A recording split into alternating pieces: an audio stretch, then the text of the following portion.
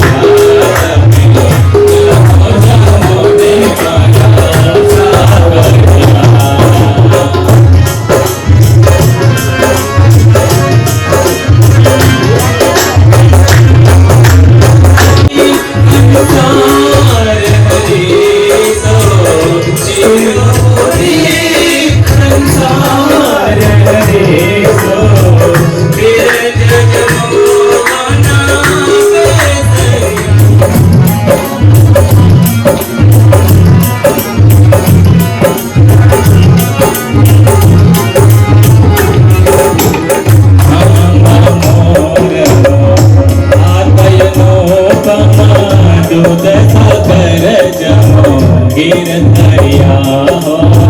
આંબા મોરનો હે ભાતનો દૂધ સાગર જમો ગીરધરિયા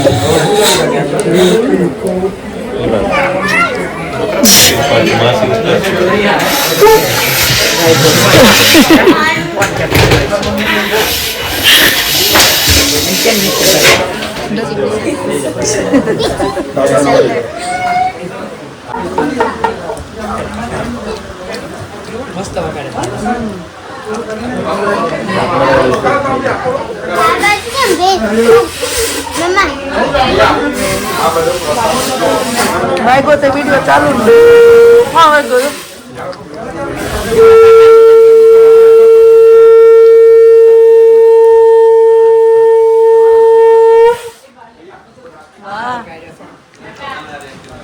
આમ બગાડવાનો મંત્ર નહીં બધાને એમ થાય 11 જમવાનું શું કરવું પણ 11 ફરાળ જો મસ્ત ફરાળ ફરાળી પૂરી સૂકી ભાજી પનીરની સબ્જી મોરૈયાની ખીચડી સાબુદાણાના વડા ચટણી શ્રીખંડ છાશ હા બસ બે જમા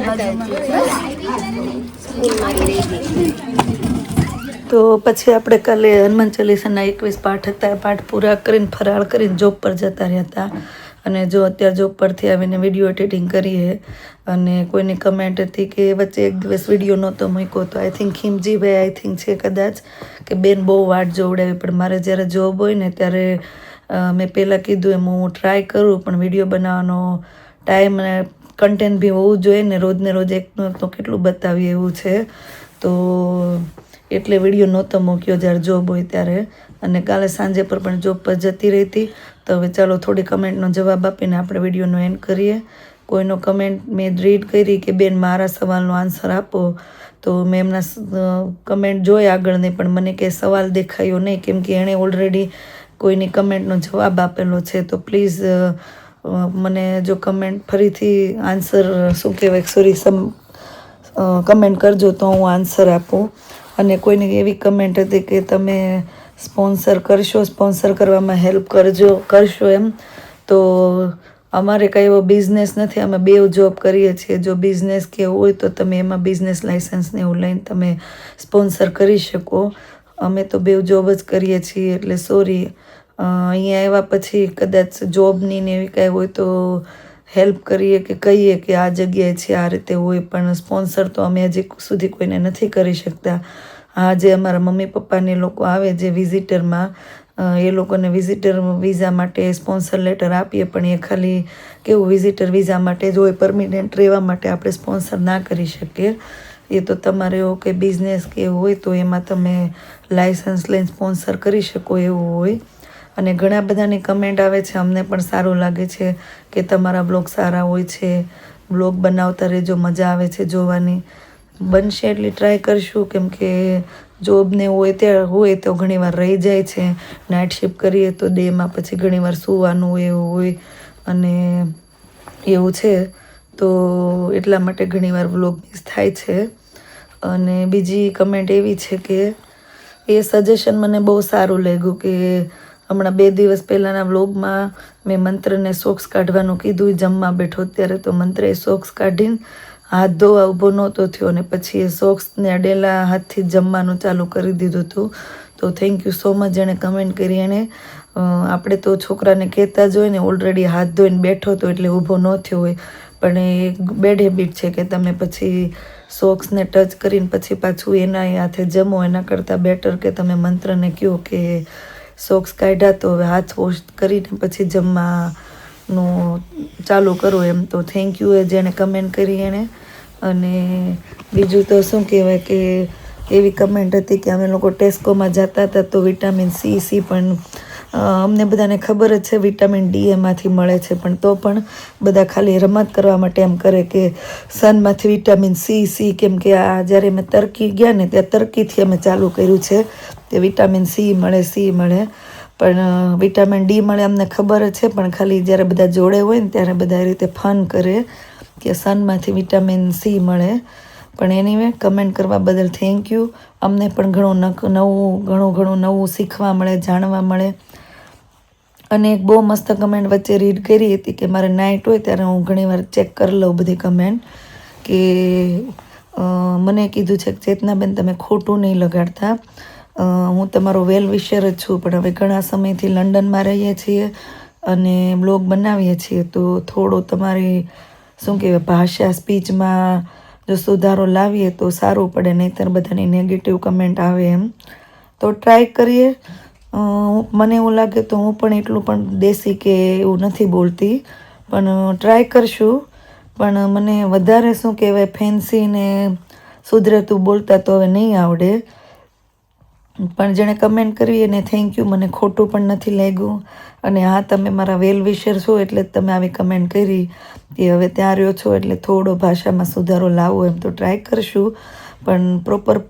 ફેન્સી તો બોલતા નહીં આવડે હવે, કેમ કે પાકા ગળે કાંઠા ના ચડે. અને ચલો હવે થાકના લીધે ને સવાલ જવાબના લીધે ઓલરેડી હવે જીભ બોબડાવા મળી છે જીભ મારી. તો હવે અહીંયા બ્લોગનો એન્ડ કરી દઈએ, મળીએ પછી નવા બ્લોગમાં. Thank you for watching and C you one next blog. જો બ્લોગ સારા લાગતા હોય તો જલ્દીથી લાઇક શેર એન્ડ સબસ્ક્રાઈબ કરી દેજો. ધ્યાન રાખજો તમારું. Good night and bye bye.